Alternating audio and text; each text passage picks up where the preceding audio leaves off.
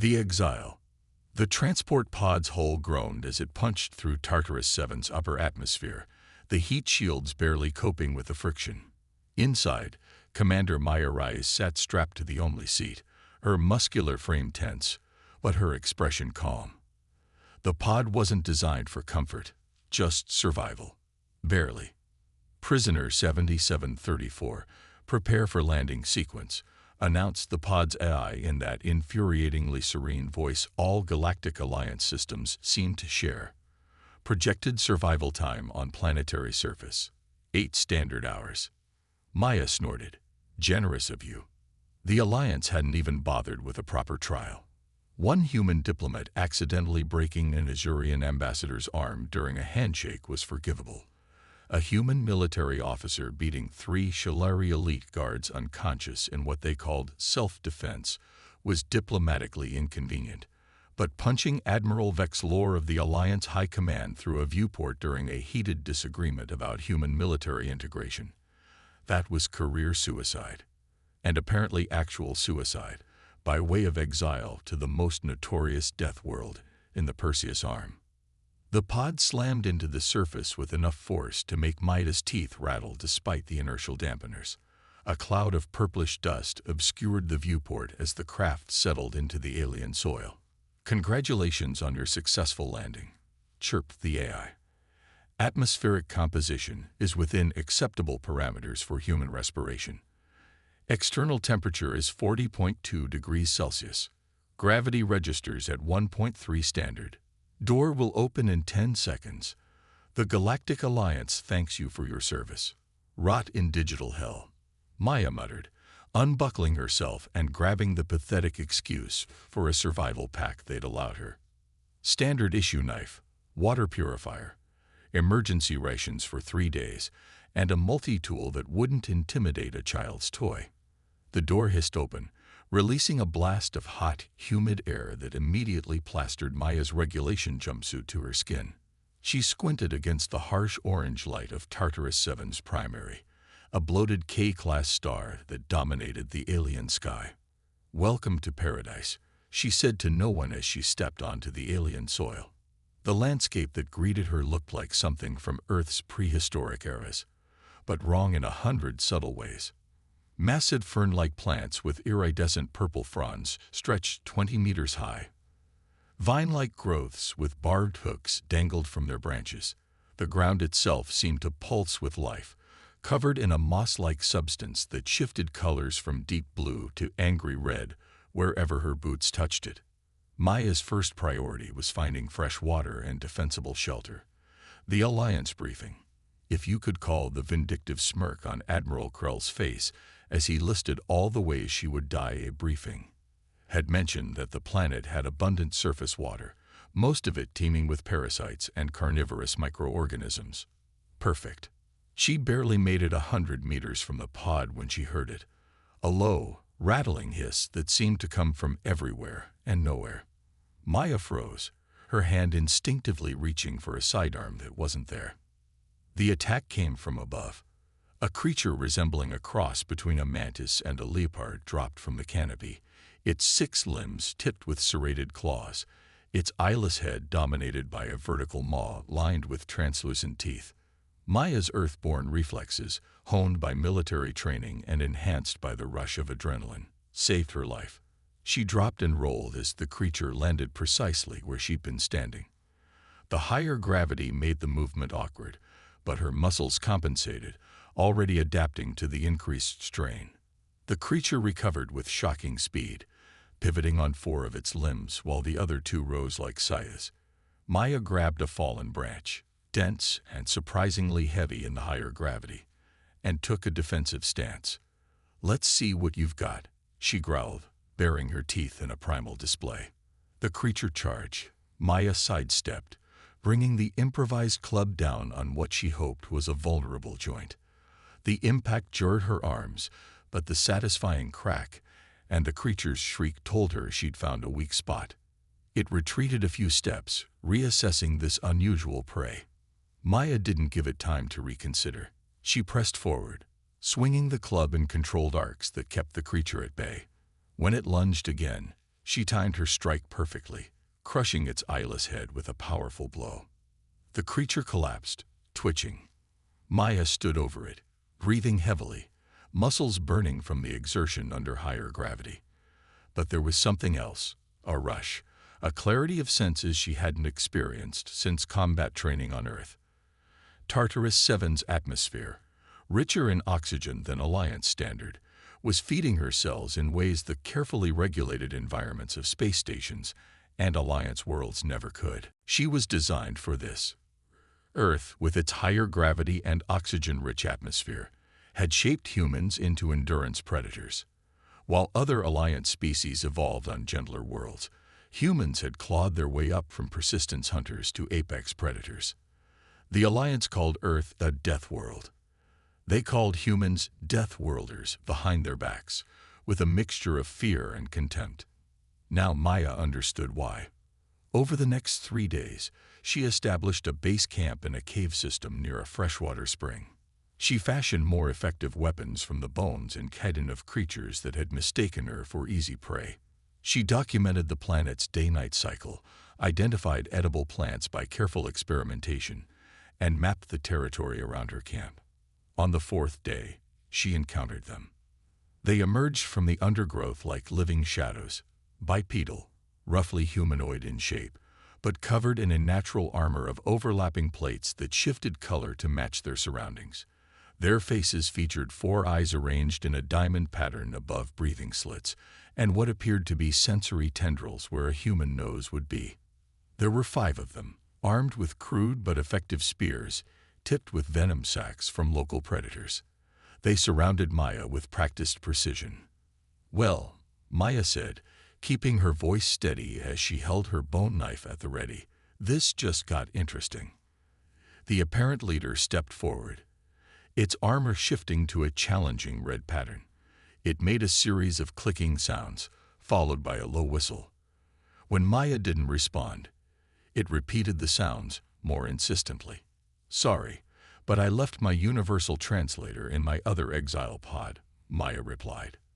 The creature tilted its head, then did something unexpected. It stabbed its spear into the ground and placed both hands on its chest in what seemed like a universal gesture of peaceful intent.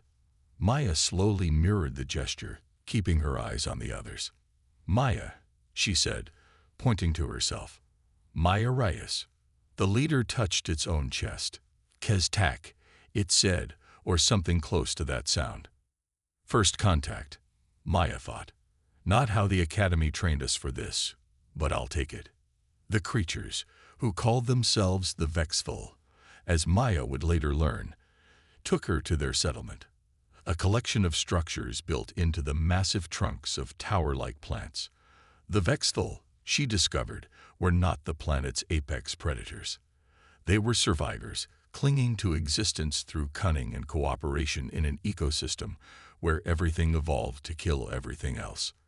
Their technology was primitive: stone tools, poison weapons, rudimentary agriculture.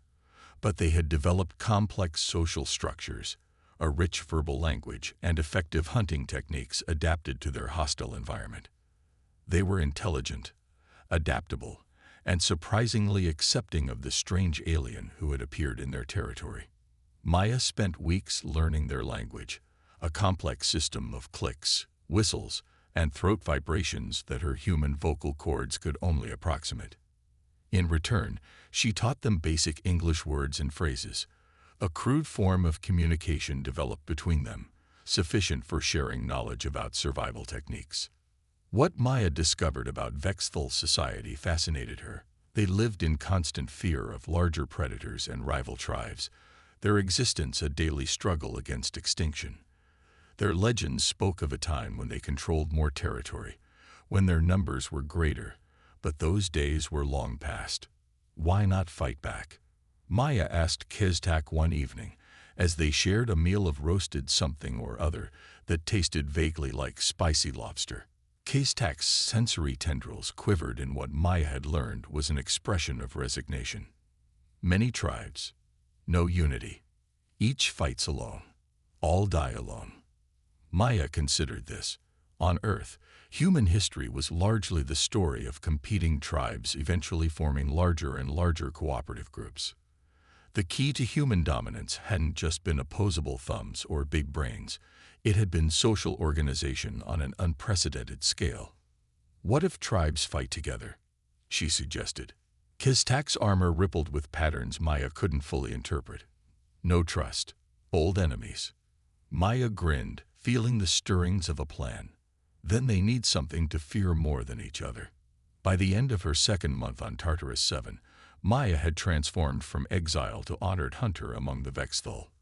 Her human strength, endurance, and tactical thinking, enhanced rather than hindered by the planet's conditions, made her a formidable force in their hunting parties. She taught them human hunting techniques, coordinated group attacks, traps, ambushes that dramatically improved their success rate. She introduced them to concepts like flanking, distraction, and terrain advantage. For a species that had survived by hiding and striking opportunistically, these strategies were revolutionary. In return, they taught her the secrets of Tartarus 7, which plants held water during dry periods, how to extract venom from certain predators to coat weapons, how to read the subtle signs of the planet's sudden and violent storms. Maya's body changed too. The higher gravity strengthened her muscles. The oxygen-rich atmosphere enhanced her endurance. Scars accumulated on her skin, badges of honor among the Vexthul, but fewer as time went on. She was adapting, evolving in ways the soft-body Alliance species could never understand. The Galactic Alliance had sent her to Tartarus 7 to die. Instead, they had sent her home. The Rise. 6 months into her exile, Maya stood atop a ridge overlooking a battlefield. Below, 3 hunting parties moved with precision through the undergrowth, forcing a massive 6-limbed predator, what the Vexthul called a soul eater, into a carefully prepared trap. The creature, easily the size of an earth elephant, roared in frustration as poisoned spears struck its flanks from multiple angles. "Now," Maya shouted in the Vexthul language, her voice carrying across the valley. On her signal, a 4th group of hunters released the triggers on a massive deadfall trap. Sharpened logs plummeted from above, impaling the soul eater through its armored hide. The creature thrashed in its death throes, but the outcome was never in doubt.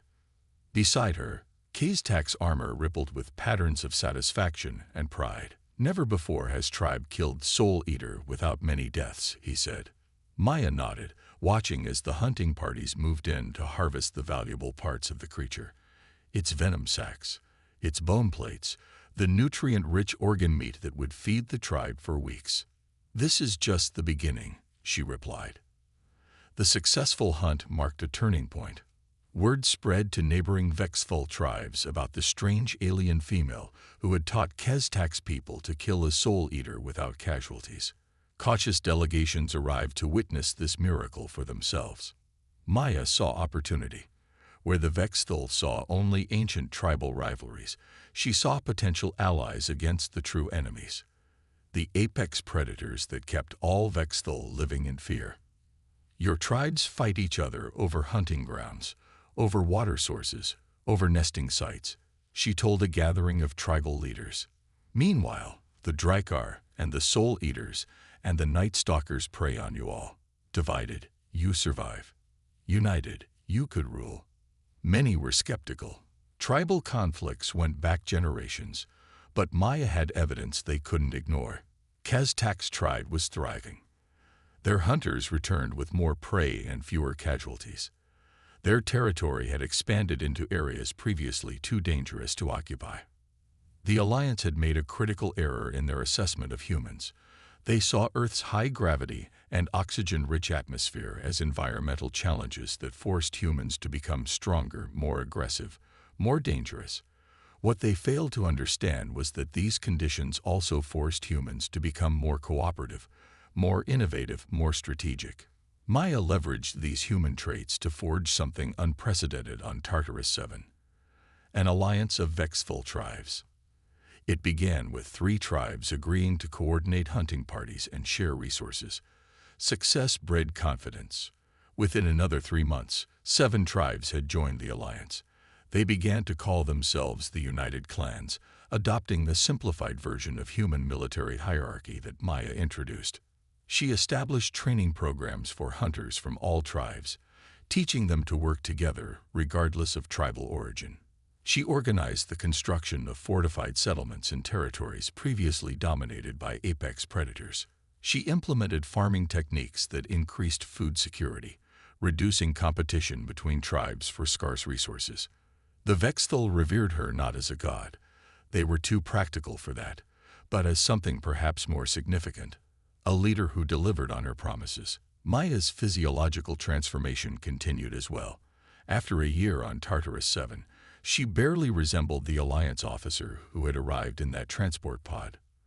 Her muscles had densified to cope with the higher gravity. Her reflexes had sharpened.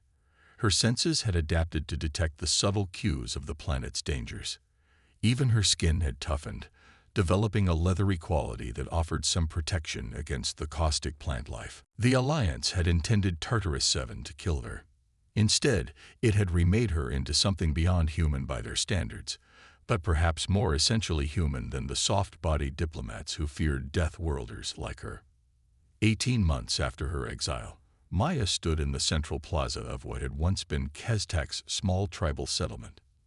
Now it was the capital of a Vexthul confederacy spanning 12 formerly separate tribes, with outposts across territories that had been considered uninhabitable due to predator activity. The United Clans had systematically hunted the apex predators to manageable numbers, not to extinction. Maya understood ecological balance better than that, but enough to establish human-style dominance over the food chain. Kestak, now her second-in-command, approached with unusual urgency. "Skywatchers report metal bird in high air," he said in their shared pidgin language. "Like your arrival pod, but larger." Maya felt a cold certainty settle in her stomach. The Alliance has returned. The scout ship landed 3 kilometers from the main settlement, in a clearing that hadn't existed when Maya arrived. The United Clans had cleared it as a defensive measure to eliminate hiding places for predators. Maya organized a reception committee, herself and 20 of the most impressive Vexthul warriors, armored and armed, but instructed not to attack unless she gave the signal. They surrounded the ship at a respectful distance as its doors opened to reveal 4 Alliance officers in environmental suits. Maya recognized the insignia on the lead officer's suit, Admiral Krell, the same official who had sentenced her to exile with such satisfaction. "Commander Reyes." The Admiral's voice came through his suit's external speaker, thick with disbelief. "Is that you?" Maya stood before him, dressed in armor fashioned from the plates of Tartarus 7's most dangerous predators, her sun-darkened skin decorated with the ritual scars of Vexthul hunting rites, a spear of bone and alien metal in her hand. Behind her, the Vexthul warriors stood at perfect attention, their armor shifting in synchronized patterns of intimidation. "That's War Chief Reyes now," she replied, her voice rougher from months of speaking the Vexthul language. "Welcome to my world, Admiral." The Alliance officer took an involuntary step back. We detected unusual activity patterns, signs of technological development. The Alliance Council sent us to investigate."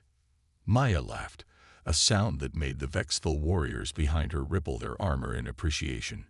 "You mean you finally checked to see if I was dead, and instead found evidence that I've been busy?" "The Alliance offers full rehabilitation, Commander," Krell said quickly. "Your survival on this planet is unprecedented. The scientific value of your experience." "Let me stop you there," Maya interrupted. "I'm not coming back. Tartarus 7 is under the protection of the United Clans now, with me as War Chief. The Alliance is welcome to establish diplomatic relations, as equals."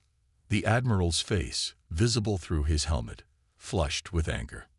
"This planet is classified as a research preserve by Alliance law. Any interference with native species, is that what you call sentencing me to death? Research?" Maya stepped closer, her enhanced physique making her tower over the Admiral despite their similar heights. "The Vexthul have chosen their path. I've helped them take back their world from predators. including the Alliance. Admiral Krell looked at the vexful warriors, their weapons, their coordinated movements that spoke of military discipline previously unknown to their species. The Alliance Council will never recognize this interference. Maya smiled, showing teeth that seemed sharper than human standard. Then the Alliance should stay away from Tartarus 7. The United Clans are quick learners, Admiral. They're particularly interested in spacecraft technology. Imagine what might happen if a species evolved for survival on the most hostile planet in the sector decided to visit your comfortable worlds. The threat hung in the air between them, unsubtle and undeniable. "You'll regret this, Reyes," Krell said, backing toward his ship. "The Alliance won't forget." "Neither will I," Maya replied. "That's why I'm giving you one chance to establish peaceful relations. Return with diplomatic recognition of the United Clans as an independent power, and we can discuss mutually beneficial arrangements. Return with warships, and you'll discover what happens when you corner a Death Worlder who's found her people." The Alliance ship departed within the hour, leaving Maya standing in a clearing with Kiztak. They returned with weapons. The vexful leader asked. Maya watched the ship disappear into the orange sky. "Possibly. More likely they'll try to isolate us, prevent any technological advancement." She turned to her friend and ally. "Which is why we need to accelerate our plans." The scavenger teams had already stripped significant technology from her original landing pod. With the right materials and knowledge, both of which Maya possessed from her Alliance military training, the United Clans could develop rudimentary energy weapons within a few years. The Galactic Alliance had made a catastrophic miscalculation. They had assumed that Tartarus 7 would kill one troublesome human officer, solving a diplomatic embarrassment. Instead, they had created something unprecedented, a human with nothing to lose, enhanced by the very conditions meant to kill her, leading a species whose evolutionary path had prepared them for war better than any other in the sector. They had sentenced Maya Rice to die on the apex predator planet. Now she ruled it with the ruthless efficiency of a true Death Worlder, and the galaxy would never be the same. As night fell over the settlement, Maya stood on the watchtower, looking up at the stars. Somewhere up there, Alliance officials were receiving reports about her survival, her transformation, her threat. She smiled into the darkness. Let them come. Let them see what happens when you try to bury someone who was born to rise. The Vexthul had a saying, "Life takes, death gives." The Alliance had tried to take her life, and instead given her a kingdom. And this was just the beginning.